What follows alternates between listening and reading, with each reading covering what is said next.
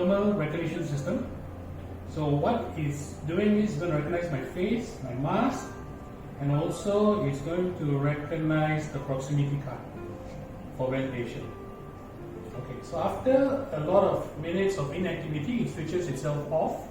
But the minute somebody appears in front of it, it's able to detect. So let me show you without mask how it works. I come in front. Please wear a mask. Like Recognition success. So it says that it recognizes me, but it's asking me to wear a mask. You'll immediately see my name recognized there. Now, if I were to wear a mask,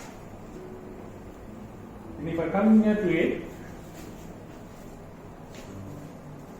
it's going to recognize me and it doesn't prompt me for the mask. So that's how the system works.